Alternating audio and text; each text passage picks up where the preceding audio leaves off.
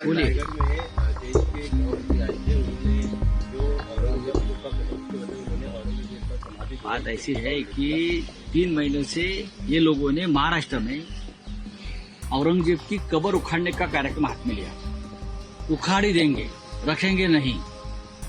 हम कहा कि ये जो कब्र है, ये महाराष्ट्र के जो मराठा योद्धा है, शिवाजी महाराज है, उनके युद्ध का एक जीती जागती मिसाल है कि जो महाराष्ट्र के ऊपर हमले करने को आए थे, हम उनको उनकी कब्र यहाँ ही खोद दी। लेकिन ऐसे मूड में थे कि हम अभी उखाड़ कर रख देंगे। किया तो कुछ नहीं, जिसे हम कब्र कहते हैं, उनको कल समाधि का दर्जा दिया देश के गृह मंत्री अमित शाह जी। ये समाधि है, बोले आलमगीर की समाधि। तो भाई 3 महीने से आप इस देश में दंगे क्यों करवा रहे हो? अगर समाधि है तो, अगर समाधि है औरंगजेब की, आप कहते हो, तो 3 महीनों से दंगे कर रहे हो आप लोग। आप ही लोग हो ना दंगे करने वाले। महाराष्ट्र में सबसे ज्यादा गड़बड़ हुई है और दंगे करने वालों को तो पूरा समर्थन राज्य के गृह मंत्रालय और मुख्यमंत्री का रहा।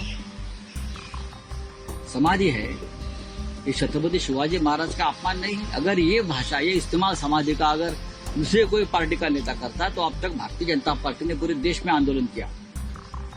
दूसरी बात है कि आप अमित शाह जी का भाषण देखिए, हम छत्रपति शिवाजी महाराज बोलते हैं। ये महाशय शिवाजी, हाँ, उनके एक ही नाम से बोलते थे, शिवाजी। अपमान है। इस अपमान के लिए उनके ऊपर एफआईआर लॉज होना चाहिए रायगढ़ पुलिस स्टेशन में, और वो भी गृह मंत्रालय ने आदेश देना चाहिए महाराष्ट्र के। शिवाजी, अगर हम दूसरे कोई बोलते शिवाजी, तो ये लोग इतने में हमारे ऊपर एफआईआर लॉज करके छत्रपति का अपमान किया, ये करके हमको जेल में डाल देते और कार्यकर्ताओं को। लेकिन ये एसएनसी वाले सिंधेगढ़ के लोग खुद थे वहां, ये महाशय थे देवेंद्र जी, किसी को ये मन में बात खटके नहीं कि जो गृह मंत्री भाषण कर रहे हैं, ज्ञान दे रहे हैं शिवाजी महाराज के ऊपर, वो शिवाजी का उल्लेख कर रहा है उनके एकेरे नाम से। औरंगजेब की समाधि के बारे में बोल रहा है। ये क्या चल रहा है? फडणवीस मुख्यमंत्री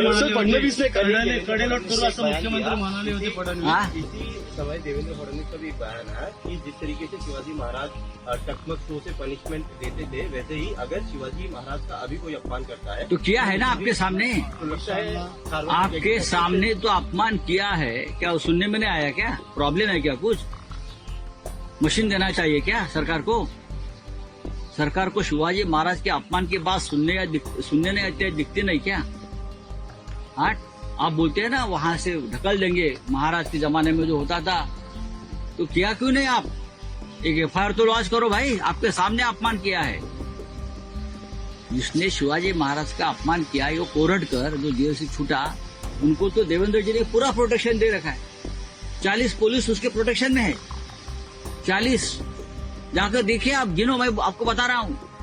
उसको स्पेशल सिक्योरिटी दी है, 8 गनर है उसके पास अभी।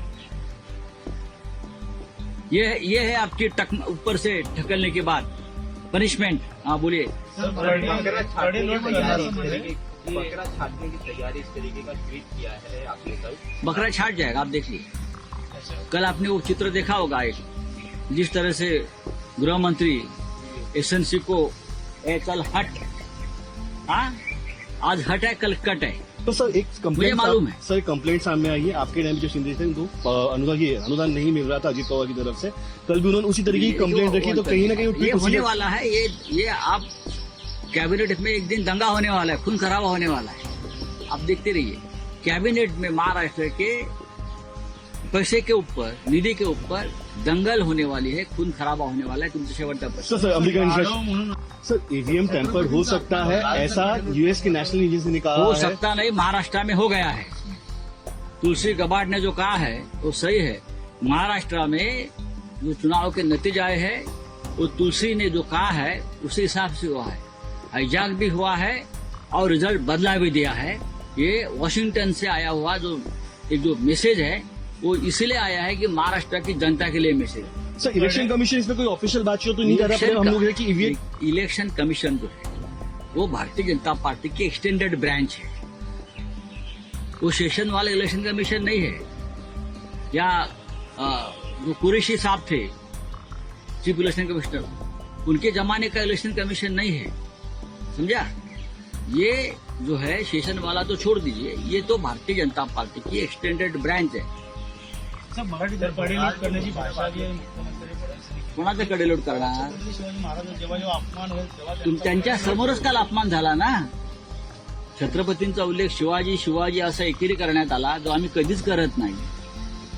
औरंगजेबाच्या थडग्याचा उल्लेख औरंगजेबाच्या थडग्याला काल समाधी म्हणून मान्यता देण्यात आली। जेव्हा गृहमंत्री बोलतात तेव्हा ती समाधीच मानली पाहिजे। देशाचे गृहमंत्री जेव्हा बोलतात की थडगा समाधी आहे, तेव्हा ती समाधीच म्हणून आता यापुढे मान्यता होईल। मग हा अपमान नाही का शिवाजी महाराजांचा? मग कडेलोट करणारच का तुम्ही? हिंमत आहे तुमच्यामध्ये, करा कडेलोट। प्रभातखबर.com, विश्वास वही, रफ्तार नहीं।